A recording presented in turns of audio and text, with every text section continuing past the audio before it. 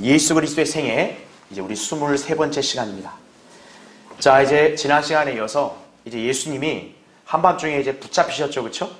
그래서 대제사장에게 이제 끌려가셨다가 이제 이자들이 이제 빌라도에게 예수님을 넘겨주게 됩니다. 우리가 보면 이 성경에는 이런 내용들이 많이 기록되어 있지만 사실 이것은 굉장히 긴박한 시간에 다 있었던 일들이에요. 그만큼 이자들이 얼마나 예수님을 향해서 증오심을 갖고 죽이려고 했는지 우리는 그것을 쉽게 짐작할 수 있다 이거죠. 예. 그래서 빌라도에게도 이제 주님께서 끌려가셔서 이제 신문을 받으셨지만 사실 주님은 죄가 없으시잖아요. 그런데 이자들이 선동을 해가지고 이제 기어이 주님을 십자가의 죽음에 내어주는 것이죠. 예. 그게 이제 새벽에서 아침까지 있었던 일들이다. 이제 오늘 우리가 그것을 이제 살펴보겠습니다. 자, 먼저 교환을 보세요. 자, 괄호 36번에 공회 앞에 서셨다가 빌라도에게 넘겨주셨다. 자, 이 내용은 마태복음 27장 1절부터 2절 그리고 건너뛰고 11절부터 14절에 이 내용이 나오고요. 마가복음은 15장 1절부터 5절에 나오고 누가복음은 22장 66절부터 23장 5절까지 나오고 요한복음은 18장 28절부터 38절까지 이때 있었던 일들을 상세히 기록하고 있다. 그렇게 보시면 돼요.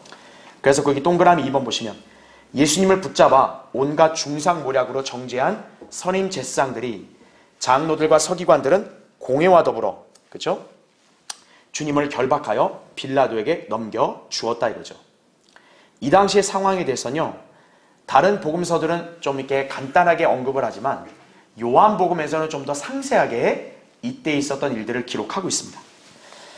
자, 그래서 이 요한복음의 기록을 근거로 해서 이자들의 위선과 뻔뻔한 거짓말을 우리는 엿볼 수가 있다 이거죠. 자, 밑에 가를 보세요. 자, 요한복음 18장 28절에는 이러한 기록이 있어요. 그 사람들이 재판정 안으로 들어가지 않은 것은 자기들이 더럽혀지지 않아야 유월절 양을 먹을 수 있기 때문이더라 이렇게 나오죠. 자, 얼마나 웃기냐면 이들이 지금 예수님을 어떻게든 합법적인 테두리 안에서 죽이고 싶어가지고 빌라도에게 데려왔는데 그래서 정작 자기들은 어떤 거예요? 재판정 안으로 안 들어가는 거예요. 왜 그러냐? 자기들은 유월절을 지켜야 된다 이거죠. 네.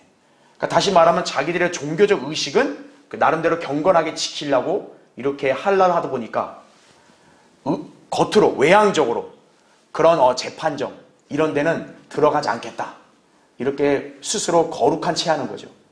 근데 이들이 한 행태는 뭡니까? 사실 어떻게 보면 주님을 죽이려고 하는 거잖아요. 그렇죠? 자, 자신들이 마치 누군가를 죽일 수 없는 것처럼 행세하는데 실제로 이들은 주님을 몇 번이나 죽이려고 했었죠. 그렇죠? 그뿐만 아니라 유월절 양을 먹는 종교의식을 무척 신경 쓰지만 사실 그들은 진정한 유월절 어린 양을 죽이려고 할 정도로 위선자임이 입증이 되는 거죠. 예. 아니 유월절 양 먹는 걸 그렇게 신경 쓰는 사람들이 정작 유월절 어린 양의 실체이신 그분을 어떻게 하는 거예요 지금? 믿지 않고 죽이려고 한다 이거죠. 예. 아 이것만큼 위선적인 행태가 어디 있어요? 그렇죠? 그러니까 여러분은 지금 이 사건을 볼 때 이 유대인들이 얼마나 정치적으로 아주 가증스러운 자들인지를 보셔야 돼요. 예. 그러니까 이 자들은 뭐냐면 자기들 손에 피를 안 묻히고 빌라도나 이 로마인들의 손을 빌려서 지금 죽이려고 하는 거예요. 예. 그리고 이 자들의 선동에 많은 무리들이 놀아났다는 걸 아셔야 돼요. 이게 오늘날 이 세상에서 지금 벌어지고 있는 정치판과 매우 흡사하다는 거예요. 자, 그 다음 나를 보세요. 18장 30절에는 이 자들이 또 뻔뻔하게 이런 말을 하는 거예요. 그가 행악자가 아니라면 우리가 그를 당신에게 넘겨주지 않았을 것이니다 이거죠. 예. 그러니까 빌라도가 물은 거예요. 너희가 뭐 때문에 이 예수라는 자를 데려왔냐? 그랬더니 이 자들이라는 말이 행악자니까 데려왔다 이거예요. 자, 유대인들은 빌라도 앞에서 자신들의 의를 내세웠습니다. 자, 빌라도는 당시 유대 땅을 이렇게 치리하고 있는 총독 아니에요? 정치인이라고요. 그럼 지금 이 유대인들은 예수님을 죽이려고 하는데 어떻게 하는 거예요? 정치인한테 데려온 거예요. 근데 정치인이 유대인과 예수님 사이에 어떤 그런 율법이나 어떤 유대교 의식을 이런 걸 참견할 그런 게 아니잖아요. 그러다 보니까 이들이 빌라도가 예수님을 죽이도록 하려면 어떻게 해야 돼요? 정치적인 명분을 내세워야 돼요. 자, 그래서 이들이 빌라도 앞에서 예수님을 어떤 명목으로 고소하냐? 주님에 대해 제시했던 혐의점은 혹세무민, 그 다음에 탈세, 그리고 반란이었다는 얘기죠. 여러분 누가복음 23장 보실래요? 23장 거기 2절을 보면 만약에 이들이 처음에 빌라도 앞에 왔을 때 이 자는 우리 율법을 어기고 신성 모독죄를 저질러서 죽여야 한다 그랬으면 빌라도가 뭐라 그랬을까요? 야, 그럼 니들이 알아서 해, 이렇게 했겠죠. 그러니까 이 자들이 아주 얼마나 교활하게 이런 거짓 죄목들을 만들었느냐. 거기 2절 보세요. 고소하기 시작하여 말하기를, 자, 이 자들이 예수님에 대해서 뭐라고 얘기냐면 이 자가 우리 민족을 현혹하고 그 다음에 카이사에게 세금 바치는 것을 금하며 자칭 그리스도 왕이라고 하더이다, 이렇게 얘기하는 거죠. 이게 보면은 딱 뭡니까? 당시 이스라엘은 로마의 식민지잖아요. 그렇죠? 식민 지배 아래 있는데 지금 이 자들이 예수님에 대해서 고소한 내용들은 뭡니까? 마치 로마 제국 입장에서 보면 뭐예요? 반란으로 이렇게 느껴지는 거죠. 이게. 그러니까 자기들 밑에 있어야 되는 유대인들을 지금 현혹을 해가지고 자기가 왕이다, 이렇게 얘기하면 어때요?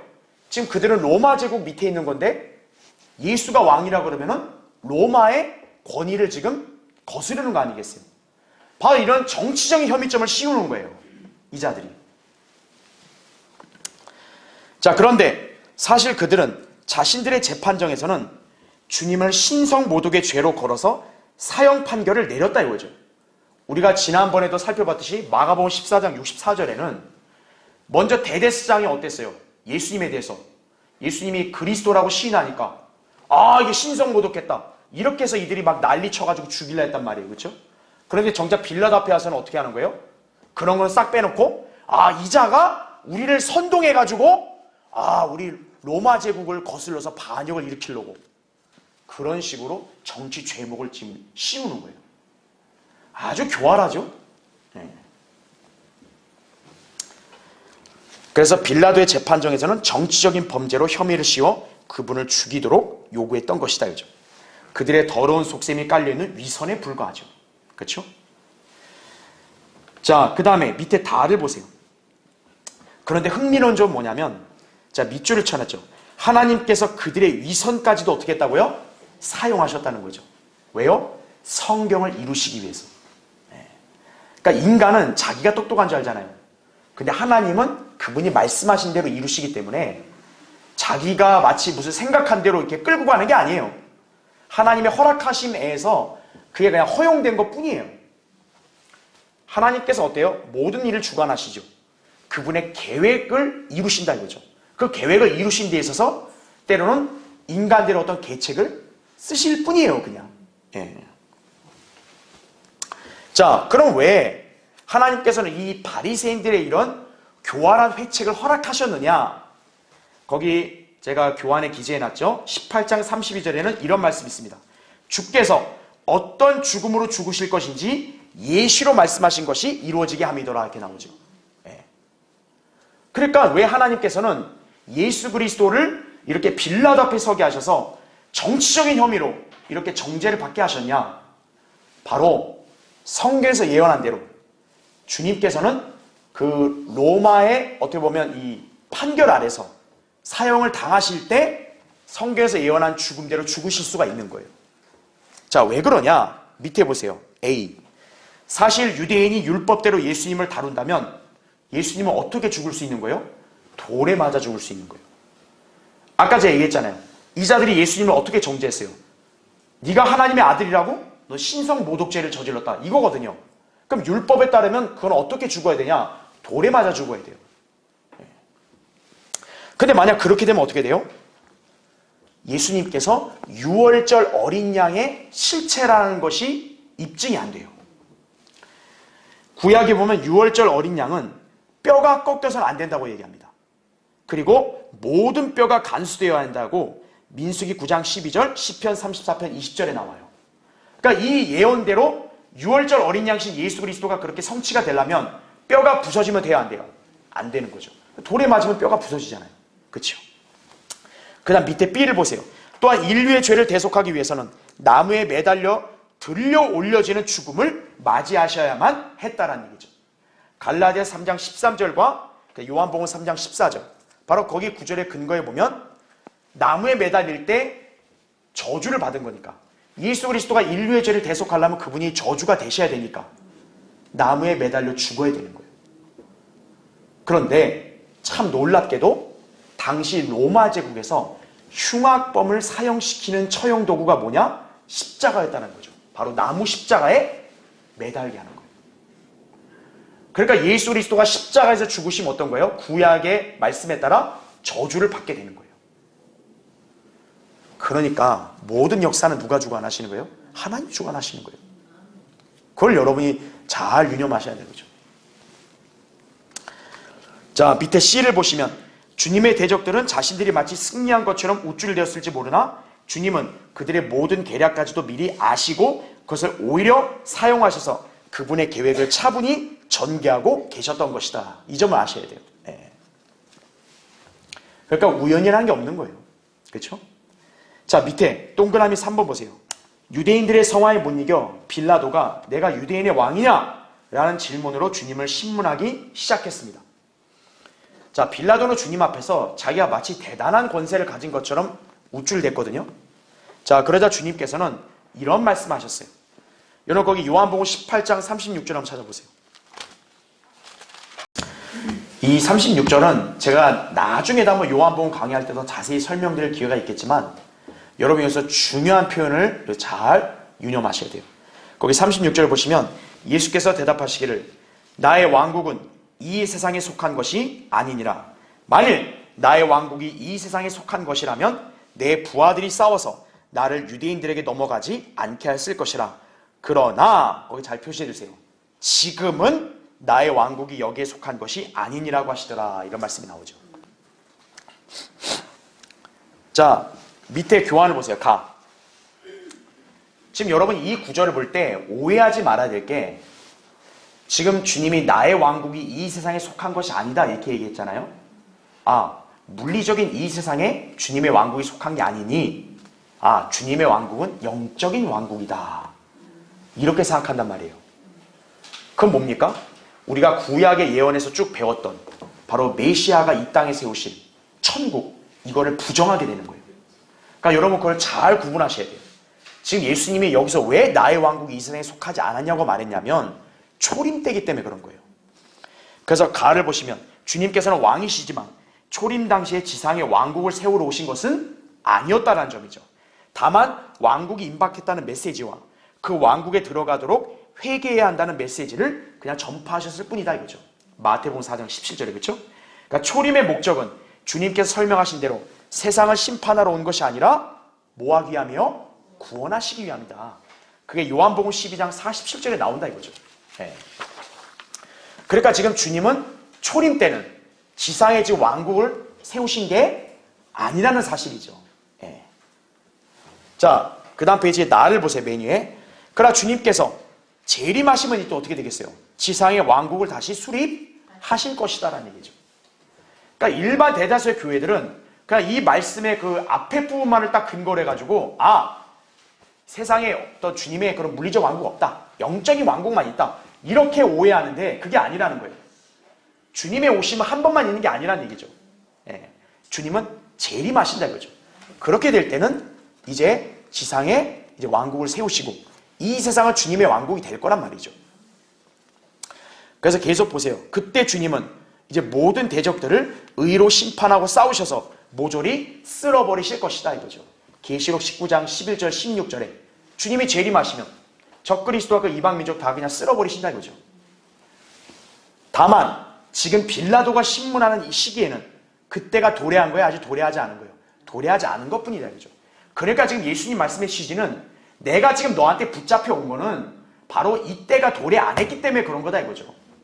만약 내 왕국 이전에 속겠다면 내가 너 같은 애한테 감히 앞에 끌려왔겠냐 이거죠. 예.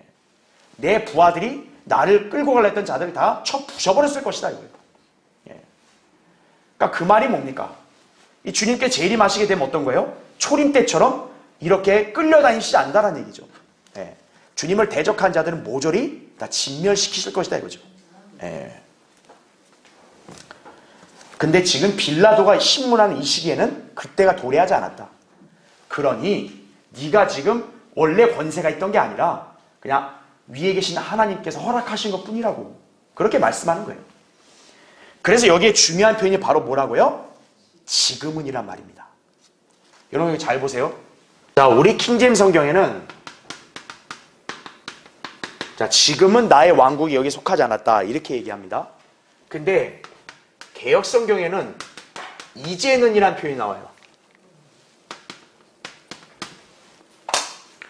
영어로 본다면 now, 여기도 now가 될 수 있는데 근데 우리 한글로 표현할 때는 이 두 가지는 분명히 성격이 완전 다르죠. 그렇죠?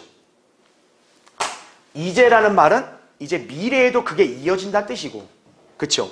지금은이란 말은 그냥 그 순간에만 적용되는 거죠. 그렇죠? 그러니까 우리 성경에서 왜 지금은이라는 표현이 중요하냐면 바로 주님이 빌라도에게 신문받는 초림 그 시기는 왕국이 세상에 속하지를 않는다.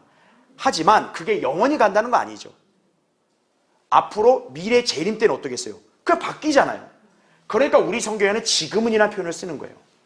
근데 개역 성경대로 이제는이라는 표현을 써버리면 어떻게 되는 거예요? 아, 주님을 거부했네? 그러니까 왕국이 거부됐으니까 이제부터는 이 세상에 속한 것이 아니다. 이렇게 돼버린다는 얘기죠.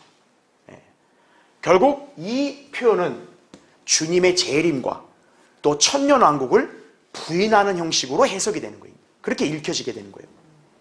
그래서 우리가 이 한 단어가 변개된 게 굉장히 중요한 거예요. 이게 우리 성경은 지금은이라는 표현을 씀으로써 초림과 재림을 분명히 구분하고 있는 거예요. 초림 때는 왕국이 세상에 속한 게 아니다. 하지만 이제 앞으로 미래에는 바뀔 수 있다라는 거를 그 여지를 여기서는 이제 암시하는 건데 이렇게 해버리니까 어떤 거예요? 완전히 재림과 천년왕국을 이제 부인하게 돼버리는 거죠. 다른 영어 성경들은 이 단어도 없어요. 아예 이 단어도. 그렇게 되고 어떻게 돼요? 이 단어가 빠지면 아, 나의 왕국은 이 세상에 속한 것이 아니다. 그게 마치 영원히 이제 이 세상에 속한 것이 아니다. 이렇게 돼버린다는 거죠. 후천년, 무천년주의 교리가 성립돼 버리는 거예요. 이런 단어가 오면. 그러니까 여러분은 이 한 단어의 표현 변개도 이렇게 심각한 교리적 오류를 만들어낼 수 있다는 점을 우리가 잘 알아야 된다 이거죠. 개역성경에서 이제는이란 말하는 것 자체도 웃긴 거예요. 논리적으로도 말이 안 돼요. 왜 그러냐? 이제는이란 말을 그 무슨 뜻이에요? 과거에는 있었지만 이제는 아니다 이렇게 되면 그러면 예수님이 이 세상에 왕국을 세웠다는 게 그럼 과거에는 이 세상에 왕국이 있었다는 얘기예요? 말이 안 되잖아요. 애시당초 초림 때는 주님의 왕국은 세상에 있었어 없었어요? 없었어요. 근데 이제는이라는 말을 써버리면 초림 이전에는 이 세상에 왕국이 있다가 이제는 없어졌다. 이렇게 돼버린다고요. 그러니까 개역성경의 표현은 논리적으로도 말이 안 된다. 그렇게 여러분이 이해하시면 되는 거예요. 밑에 이제 C를 보시면 교환에 성경적 교리는 제가 밑줄을 쳐놨죠. 주님께서 빌라도에게 신문당하고 있는 지금은 그분의 왕국이 이 땅에 속하지 않았다는 것이다. 이 뜻이에요. 그럼 장차 대환란 때 온 세상이 배교와 타락으로 물들어 구제불능의 상태에 이르게 되면 주님께서 다시 오시겠죠? 그때는 그분을 거부한 모든 죄인들을 쓸어버리시고 지상의 왕국을 세우실 것이다 이거죠. 그러니까 빌라도에게 신문받을 때랑 완전히 달라지는 거죠. 그러니까 그거를 표현할 수 있는 단어는 지금은이라는 단어다. 그렇게 이해하시면 돼요. 자, 밑에 다를 보시면 성경은 명확하게 그리스도의 왕국이 이 세상에 펼쳐질 것임을 말씀하고 있다는 얘기죠. 주님은 이 땅에 장차 그분께 속한 왕국이 수립될 것임을 암시하셨던 것이다 이거죠. 그러니까 예수님은 이제 나의 왕국은 이 세상에 없다 이게 아니라는 거예요. 지금은 없지만 이제 앞으로는 있을 거다 이거죠. 그 뜻이에요. 자, 밑에 동그라미 4번. 자, 빌라도는 진리신 주님의 말씀을 계속 듣고 있잖아요. 근데 여러분 거기 18장 38절 보세요. 빌라도가 주께 말하기를 진리가 무엇이냐고 하더라. 이 말을 한 후에 그가 다시 유대인들에게 나와서 말하기를 나는 이 사람에게서 아무런 잘못도 찾지 못하였노라. 이렇게 말하고 있죠. 지금 빌라도가 예수님 앞에서 이제 말씀을 다 들었단 말이에요. 근데 질문하는 게 뭐예요? 진리가 무엇이냐? 인간으로서 당연히 해야 될 좋은 질문이에요. 근데 문제는 빌라도는 관심이 있어서 지금 이 질문한 게 아니라, 여러분 잘 아셔야 돼요. 지금 이 질문은 뭐냐면 빌라도가 일종의 냉소적으로 반응한 거예요. 그러니까 마치 뭐냐면 진리가 뭔데? 진리가 무엇이냐? 이러고 대답도 안 듣고 어떡한 거예요? 나가버린 거예요. 그러니까 여러분은 상황을 잘 연상하셔야 돼요. 빌라도가 뭔가 관심이 있어서 좀 물어본 게 아니고 그냥 일종의 어떻게 보면 약간 조롱, 경멸한 거예요. 에휴, 진리가 뭐냐? 그냥 나가버린 이런 거란 얘기죠. 참 한심한 사람이죠. 왜요? 빌라도 말대로 진리가 무엇이냐 했을 때 진리가 어디 있어요? 바로 자기 눈앞에 있잖아요. 지금 진리 신분을 앞에 두고 야 진리가 뭐냐? 이러고 나가버린 거예요. 가장 비참한 사람이죠. 예. 이 땅에 사는 모든 인간들 다 진리를 누구나 알고 싶어 한단 말이에요. 근데 빌라도는 지금 자기 눈앞에 바로 진리가 계시는데 그걸 놓쳐버린 거죠. 이런 딱한 인간이 어디 있어요? 그렇죠? 자, 그런데요, 흥미로운 점이 뭐냐면 빌라도가 진리가 무엇이냐는 질문을 했잖아요. 여러분 이게 라틴어로 만약에 이거를 번역을 한 다음에 그 라틴어 철자를 이렇게 재배열 하면 어떻게 해석되는 줄 아세요? 바로 내 앞에 있는 분이다. 이 뜻이래요, 이게. 참 언어적으로 너무나 신비롭죠, 그렇죠? 네. 그러니까 빌라도는 그냥 조롱하는 듯한 말투로 진리가 무엇이냐 이렇게 물었는데 이 말을 라틴어로 이렇게 번역한 다음에 이 철자를 재배열하면은 흥미롭게도 바로 네 앞에 있는 분이다 이런 뜻이 나온대요. 언어는 누가 창조하셨어요? 하나님이 창조하신 거예요. 인간들이 배워야 돼요. 진리가 무엇입니까? 물었을 때 하나님이 하신 답변은 예수 그리스도다 이거예요. 그걸 알려주는 거예요. 자, 이제 그 다음 37번. 유다 이스카리ot이 후회하고 자살했다라는 거죠. 자, 이 부분은 마태복음 27장에 나옵니다. 여러분 거기 마태복음 27장 펴주세요. 27장에서 2절에 이제 예수님이 결박당해 빌라도에게 끌려오셨죠? 그 다음에 11절에 이제 빌라도가 예수님을 신문하는 거예요. 그러니까 여기 3절부터 10절은 그 중간에 있었던 일을 지금 기록하는 거예요. 마태복음에만 나오는데 바로 유다 이스카리ot이 후회하고 자살하는 내용이에요. 자, 우리 교환을 정리된 거를 그냥 볼게요. 동그라미 2번. 유다는 주님을 배반하기 몇 달 전부터 그 일을 계획했고 계획대로 잘 실행했으면서도 막상 이제 주님을 보니까 어때요? 무죄한 피를 배반했다고 후회를 한 거죠. 그 결과 유다는 죄책감에 사로잡혀 결국 자살로 생을 마감했다는 얘기죠. 예. 자, 이 점에 있어 베드로와 차이를 보입니다. 자, 베드로도 어땠어요? 예수님을 자기가 3번 부인한 걸 이제 주님이 경고하신 대로 자기가 해야 하니까 비통해서 울었죠. 분명 베드로도 후회했습니다. 지금 여기 유다 이스카리ot도 후회했어요. 근데 둘의 차이가 뭡니까? 거기 나온 대로 베드로는 하나님의 뜻대로라는 슬픔으로 회개했다는 얘기죠. 참다운 회개예요. 그러니까 베드로는 결국 회복됐죠. 예. 반면에 유다는 세상의 슬픔에 빠진 거예요. 바로 뭐냐면 비관하고 그러니까 자기 자신의 어떤 행한 거 그런 거에 대한 그냥 죄책감만 사로잡힌 거죠. 그런 결국 회복되지 못하고 멸망하게 된 것이다라는 얘기죠. 고린도서 7장 10절에 나온 말씀에 근거해서 우리가 알 수 있다 이거죠. 자, 동그라미 3번. 유다가 이제 은전을 성전에 던졌다고 5절에 기록되어 있어요. 자, 이 사건은 스가랴에 예언되어 있는 사실이에요. 그래서 거기 교환에 기재되어 있죠. 스가랴 11장 13절에 주께서 내게 말씀하시기를 그것을 토기장에게 던지라. 그들이 나를 매긴 좋은 값이라 하시기에 내가 은 30개를 취하여 주의 집에 있는 토기장에게 던졌더라. 이렇게 나오죠. 예. 자, 이 스가랴에서 예언되어 있는 이 말씀이 지금 이제 유다 이스카리ot 여기서 이제 이게 성취가 되는 거죠. 유다 이스카리ot이 예수님을 배반해가지고 은 30에 받았잖아요. 그걸 던진 거죠. 자, 그래서 가를 보세요. 밑에 주의 집에 있는 토기장이 바로 이 정확한 예언에 따라 성전에 던져진 이 은전들은 제사장들에 의해서 토기장에게 주어졌다고 6절 7절에 나옵니다. 예. 그러니까 예언 그대로 맞죠, 그렇죠? 토기장이로부터 산 그 밭은 피밭이라고 또 불렸어요. 8절에. 자, 이곳이 어디냐면 겟나 골짜기에 있으며 또한 이것은 흰놈의 아들의 골짜기로도 불린다라는 얘기죠. 예레미야 18장과 19절에 그 장소가 나옵니다. 자, 다음 페이지 보세요. 맨 위에. 한편 마태는 이 예언에 관해서 자, 9절에 뭐라고 기록했냐면 선지자 예레미야를 통하여 말씀하신 것이 이루어졌으니 이렇게 나와요. 그래서 이건 제가 예전에 스가랴 강의할 때 한번 설명드렸어요. 자, 예레미야서를 보게 되면 이 내용이 없어요. 근데 지금 마태는 선지자 예레미야가 이 예언을 말했다고 언급을 합니다. 그래서 제가 이건 여러분에게 설명드렸죠. 이 예언은 예레미야서는 없지만 스가랴서에는 기록되어 있어요. 차이가 뭘까요? 쉽게 생각해서 예레미야는 어떤 거예요? 자기가 사역하는 기간에 이 예언을 입으로 말한 거예요. 다만 그게 성경에 기록되지는 않았다라는 거죠. 그 예언을 성경에 기록하는 것은 하나님이 누구를 통해 하신 거예요? 스가랴를 통해 하신 거라는 얘기죠. 그러니까 여러분 그렇게 이해하시면 되는 거예요. 아하, 예레미야도 말은 했다.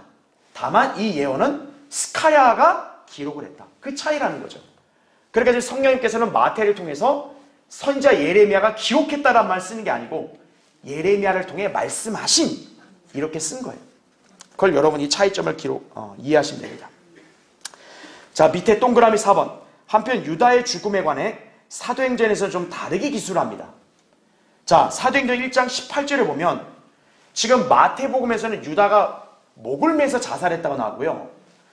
그 사도행전 1장 18절에는 곤두박이로 떨어져서 몸의 중간이 터져서 창자가 나왔다. 이렇게 기록되어 있어요. 그러니까 마태복음과 사도행전을 보면 둘이 유다의 죽음이 다르네? 이렇게 오해할 수 있는데 그럴 필요 없어요. 그러니까 여러분이 그 두 가지를 같이 보완하시면 돼요. 바로 뭐냐면 마태복음에서는 유다가 목매어 자살했어요. 근데 마태복음 27장 51절에 보면 예수님이 십자가에서 죽고 나서 갑자기 지진이 일어났다고 나옵니다. 그 지진이 얼마나 강도가 세냐면 땅이 흔들리고 바위들이 갈라질 정도예요. 자, 그렇게 볼 때 유다가 만약 목매어 죽었다면 유다의 시체가 당연히 어떻게 됐겠어요? 그때 지진이 나면 떨어졌겠죠. 예. 그럼 당연히 어떻게 되겠어요? 곤두박이로 떨어져서 그 시체가 몸의 중간이 터졌을 수 있는 거죠. 예. 그러니까 마태복음과 사도행전은 기록을 할 때 바로 유다가 죽었을 때 그 시점을 다르게 봤을 때 기록한 거예요. 예. 그러니까 성경이 이렇게 잘못된 게 아니라는 얘기죠. 여러분 그렇게 이해하시면 됩니다. 그러니까 동그라미 5번 보세요.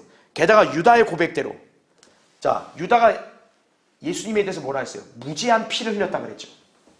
자, 예수 그리스도의 피는 죄 없는 피예요. 왜 그럽니까? 예수님의 피는 누구의 피이기 때문에? 하나님의 피이기 때문에 그런 거죠. 예. 그러니까 사도행전 20장 28절에도 그 기록이 나와 있으니까 여러분이 참조하시면 됩니다. 자, 그 다음 밑에 괄호 38번 보세요. 빌라도에게서 이제 헤롯에게로 넘겨주십니다. 자, 이 내용은 누가복음에만 나와요. 누가복음 23장 6절부터 12절에만 이 내용이 나옵니다. 그러니까 여러분이 어떻게 지금 사건의 흐름을 연상하신다면 예수님이 지금 빌라도에게 잡혀왔단 말이에요. 신문을 만단 말이죠. 근데 이제 빌라도가 신문을 해보니까 예수님은 뭐 잘못한 게 없어요.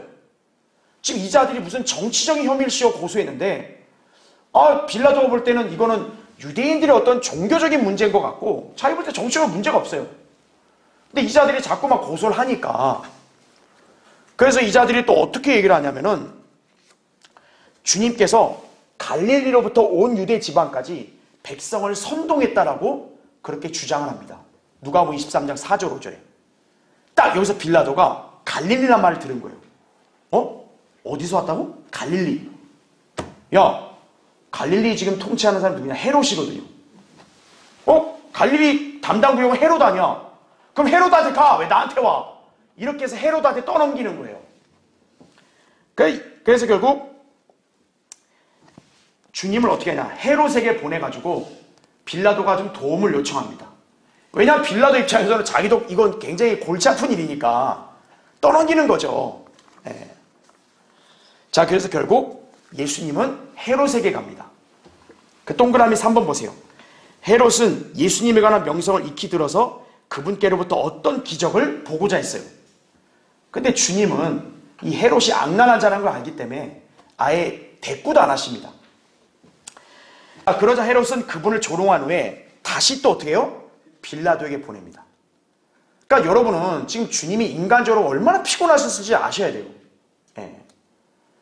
그러니까 또 지금 빌라도한테 다시 가는 거예요. 자, 그게 11절에 기록된 말씀이고, 그 다음에 12절 기록을 보면은 흥미로운 사실이 뭐냐면, 빌라도와 헤롯이 전에는 왼수지간인데 이날은 서로 친구가 되었다라고 나옵니다. 자, 이것이 바로 진리를 대적하는 세상의 실체라는 점을 보여준다는 사실이에요. 마귀가 관장하는 세상의 실체는 뭐예요?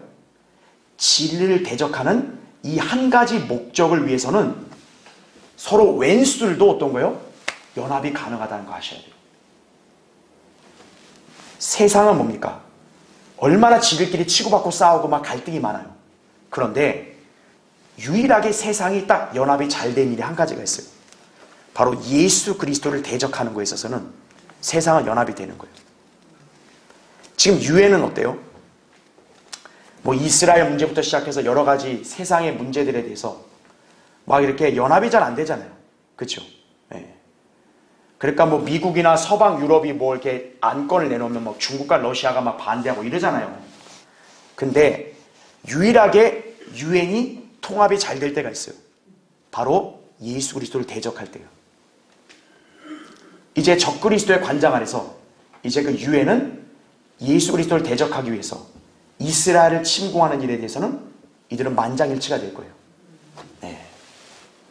창세기 11장이 어때요? 바벨탑 사건 때 그들이 연합이 잘 됐죠. 이제 그들은 대환란 끝에 이제 다 연합할 거라 이거죠. 그게 세상의 실체라는 거 아셔야 돼요. 네. 왜 성경의 진리대로 믿고 실행하는 교회가 세상의 호의를 못 얻고 오히려 세상으로부터 조롱과 반대를 받느냐? 바로 한 가지예요. 우린 진리를 믿고 실행하니까 그러는 거예요. 그걸 여러분이 아셔야 돼요. 아니, 왜 성경대로 믿는 교회에 대해서만 이렇게 사람들이 반감을 많이 갖는가? 세상에 속한 자들은 진리를 대적하니까요. 그걸 여러분이 아셔야 돼요. 그래서 바로 우리 교회가 지금 진리대로 믿고 실행하고 있으니까 세상에 속한 수많은 사람들이 우리 교회에 대해서 반대하는구나. 그걸 여러분이 이해하시면 되는 거예요. 거꾸로 세상의 호감을 잘 사고 있는 교회들 있죠? 저 큰 교회들. 그 교회들은 진리와 무관하니까 세상과 잘 어울리는 거예요. 그렇게 이해하시면 되는 거예요. 자, 그 다음 괄호 39번. 자, 헤롯에게서 다시 빌라도에게 넘겨주셨고 이제 예수님의 십자가 처형 판결이 내려집니다. 자, 그 부분은 사복음서에 다 나와요. 마태복음은 27장 15절부터 26절에 나오고 마가복음은 15장 6절부터 15절에 나오고 누가복음은 23장 13절부터 25절까지 나오고 요한복음은 18장 39절에서 19장 15절까지 그 내용이 나옵니다. 자, 이건 뭐 여러분이 읽고 이해하는데 어려움이 없으니까 교환에 요약된 내용만 볼게요. 동그라미 2번 보십시오.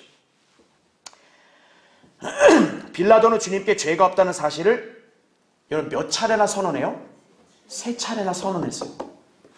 요한복음 18장 38절, 19장 4절, 6절에 심지어는 그분을 뭐라고 말해요? 의롭다라고 말합니다. 예수님에 대해서 빌라도님이 의롭다라고 선언까지 해요. 근데 이 자들이 하도 발광을 하니까 물을 갖고 와가지고 손을 씻으면서 야, 난 무죄하다. 니들이 알아서 처리해. 이 피해에 대해 난 무죄하다. 이렇게까지 선언합니다. 그만큼 주님의 무죄를 확신한 거 아니겠어요? 그렇죠? 그럼 여러분이 알아야 될 게 뭡니까? 지금 이 재판에서 판결을 내린 자가 누구예요? 빌라도예요. 그러니까 무리들이 뭐라고 떠들어도 상관없이 판결은 누가 내리면 되는 거예요? 빌라도가 내리면 되는 거예요. 그냥 무죄 이러면 끝나는 거예요. 근데 이 판결을 해야 될 자가 어떤 거예요? 이 대중들이 선동하니까 거기에 겁먹어서 대중들의 요구를 따르는 거죠. 재판을 어떻게 하는 거예요? 왜곡시키는 거예요. 이게 오늘날 이 세상에서 행해지고 있는 불의한 재판이라는 걸 아셔야 돼요. 오늘날 양심에 따라 정직하고 용기 있게 재판하는 판사들이 거의 없어요. 법관들이 어떻게 하는 거예요? 얼마나 이 무리들이 선동하느냐 거기에 따라 움직이는 거예요. 빌라도가 바로 오늘날 이 멍청한 이 법관들에게 실상을 보여주는 거예요. 잘 보세요. 줏대 없는 총독이 무리가 일으킬 소요가 두려워서 주님에게 십자가 처형 판결을 결국 내렸죠. 여러분, 주님이 십자가 처형 판결을 받아야 되는 분이에요? 아니죠. 근데 빌라도는 왜 그걸 내렸어요? 무리가 원하니까. 법리에 따라 판결한 게 아니라 대중이 원하니까 그렇게 내리는 거예요. 자, 여기서 소위 빌라도의 딜레마와 그의 성향을 엿볼 수 있는 거예요. 밑에 가를 보세요. 그는 유대인들이 종교적 시기심으로 인하여 주님을 넘겨준 것을 알고 있었어요. 마태복음 27장 18절에 나옵니다. 그들이 주님을 끌고 와서 고소하는 혐의는 순전히 정치적 핑계일 뿐 사실은 기득권을 상실하는 것이 두려워서 로마의 손을 빌려 정적을 제거하려는 것임을 알고 있었다는 얘기죠. 그래서 그는 이런 술수에 말려들고 싶지 않아서 처음부터 손을 빼려고 했어요. 근데 맨 밑에 나를 보세요. 특히 유대인들이 재판이 진행되면서 점차 그들의 본색을 드러냈어요. 자, 아까 유대인들이 예수님을 고소했던 거는 정치적 혐의였죠. 근데 이게 안 먹히니까 이 자들이 결국 예수님을 빌라도에게 끌고 온 저희를 자기들 스스로가 밝힙니다. 바로 뭐냐면 율법에 따라 죽어야 되는데 이 자가 자기를 하나님의 아들이라 그랬다. 이렇게 선언한 거예요. 자, 그 다음 페이지 보십시오. 자, 빌라도가 유대인들이 예수님이 하나님의 아들이라 그랬다는 말을 듣자 몹시 두려워하고 불안해합니다. 정말 그럴까? 그런 거죠. 만약에 진짜 이분이 하나님의 아들이면 어떤 거예요? 자기가 이분에 대해서 사형 판결 내리면 이건 엄청난 죄 아니겠어요? 그러니까 빌라도는 굉장히 두려웠던 거예요. 그래서 요한복음 19장 8절 9절에도 네가 어디서 왔냐? 이걸 물어보는 거예요. 왜 물어봤을까요? 만약에 하나님의 아들이면 하늘에서 왔다고 그럴 거 아니에요. 다시 한번 확인하고 싶었던 거죠. 그러니까 예수님 별로 대꾸 안 하신다 이거죠. 자, 게다가 빌라도는 자기 아내까지도요, 자기가 밤에 악몽을 꿔서 절대 저 예수란 자에 대해서 당신 저 사람들과 같이 합류하지 말라고 그렇게 만류하기까지 합니다. 마태복음 27장 19절에. 그러니까 빌라도 입장에서는 자기가 예수님에 대한 유죄 판결을 하고 싶겠어요? 하기 싫죠. 그러니까 심지어는 어떤 수법까지 쓰냐. 이제 명절이 되면 관례에 따라서 흉악범 한 명을 놓아주게 돼 있어요. 그러니까 빌라도가 꾀를 쓴 거죠. 그 유대인 사회에서 굉장히 흉악범 바라바. 이제 바라바와 예수님을 딱 내세우는 거예요. 설마 이 자들이 예수가 아무리 밉다 해서 바라바를 풀어달란 말 안 하겠지. 그러면서 바라바를 제시하는데 우리 유대인들이 어떤 거예요? 바라바를 석방시키고 예수를 죽이라 그래요. 네. 빌라도는 더더욱 참 이게 딜레마에 빠지는 거죠. 이거 어떻게 해야 되나. 근데 밑에 다를 보세요. 빌라도가 자기 앞에 성난 군중들이 예수님의 피를 요구하는 모습을 목도하자 계속 이제 두려움에 쌓이는 거죠. 급기야 완강한 유대인들이 뭐라고까지 얘기하냐면은 주님을 도와주면 빌라도 당신은 카이사의 친구가 아니라고 이렇게까지 협박을 합니다. 그러니까 이제 어떻게 하냐면 되레 유대인들이 빌라도를 정치적으로 압박하고 있는 거예요. 그러니까 이 유대인들이 얼마나 정치적으로 교활한 자들인지를 아셔야 돼요. 저기 뻔뻔한 정치인들 같이 아주 교활하게 혐의를 뒤집어 씌우는 거예요. 빌라도한테. 자, 이 말에 그는 결국 양심의 판결을 무시한 채 바라바를 석방시키고 예수님을 십자가에 못 박으라는 군중의 요구를 들어주고 말았다는 얘기죠. 누가복음 23장 25절에 그 기록이 나온다 이거죠. 자, 밑에 라를 보세요. 빌라도의 치명적인 약점은 뭘까요? 거기 밑줄 친 거 잘 기억하세요. 사람을 두려워하는 뭐라는 사실이에요? 포퓰리스트. 포퓰리즘을 바로 이렇게 신봉하는 자다 이거죠. 예. 자, 오늘 우리나라 이 정치판에도 어때요? 포퓰리즘 주의자들이 굉장히 많죠? 다 빌라도 같은 자들이에요. 자, 보세요. 이 포퓰리스트는 무엇이 옳은가라는 양심의 소리를 따르는 게 아니라 대중들에게 무엇을 바라는가 라고 묻고 그것을 따르는 사람이었던 것이다 이거죠. 예. 다시 말하면 진리와 불의, 이것을 양심대로 판결해서 하는 게 아니라 사람들이 뭘 더 원하지? 이거에 따라 움직인다라는 거죠. 예. 바로 빌라도는 포퓰리즘을 신봉하는 자예요. 예. 그러니까 양심을 무시하고 대중들을 더 의식하는 거죠. 자, 이 점을 유대인 종교 지도자들이 알까요, 모를까요? 알죠.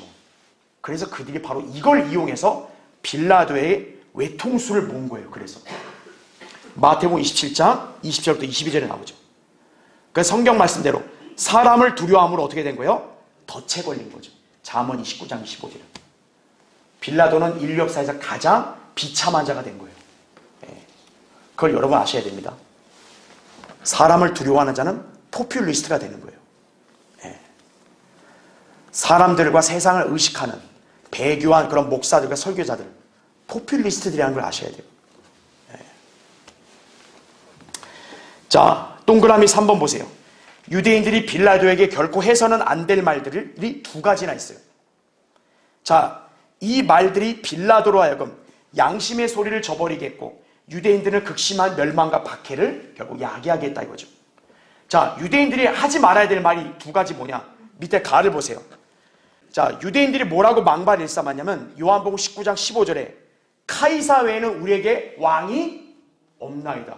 이런 소리 한 거예요. 자, 이것은 빌라도를 굴복시키기 위한 정치 공략적인 외침이었어요. 그러나 그들의 말은 율법을 정면으로 위반한 게 된 거죠. 왜냐하면 신명기 17장 15절에 따르면 유대인들의 왕은 반드시 어느 민족에서 나와야 돼요? 유대인에게서 나와야 돼요. 그러니까 유대인들은 왕이라 불렀을 때는 반드시 자기들과 같은 동족을 왕으로 삼아야지 다른 이방인을 왕으로 여기면 돼야 안 돼요? 안 되는 거죠. 근데 이 자들은 다름 아닌 자기들을 지금 압제하고 있는 로마의 왕을 자기들의 왕이라고 부르고 있는 거예요. 결국 그들이 로마의 왕을 친구라고 여겼는데, 근데 웃긴 게 뭔지 아세요? 그들이 친구라 믿었던 그 로마의 왕이 오히려 어떻게 한 거예요? 이들을 모조리 다 학살한 거예요. 결국 예루살렘을 황폐화시킨 게 어느 나라예요? 로마예요. 아이러니하죠? 하나님 앞에서 함부로 막말하면 안 되는 거예요. 그들은 로마를 친구로 여겼죠. 근데 로마는 이스라엘을 어떻게 한 거예요? 원수처럼 대한 거예요. 자, 그래서 밑에 나를 보세요. 마태복음 27장 25절에 보면 빌라도가 경고까지 했거든요. 야, 이 의로운 분의 피를 너희들 어떻게 할래? 어떻게 감당할래? 그랬더니 유대인들이 뭐라 그래요? 그의 피를 우리와 우리 자손에게 돌리라 이거죠. 하나님이 그 말을 들었을 때 어떻게 했겠어요? 하나님의 피를 흘린 그 죄값을 어떻게 하는 거예요? 자기들한테 돌리라는 거죠. 그들이 함부로 망발을 내뱉을 때 하나님이 그대로 해준 거예요. 끔찍한 요구대로 해주셨다 이거죠.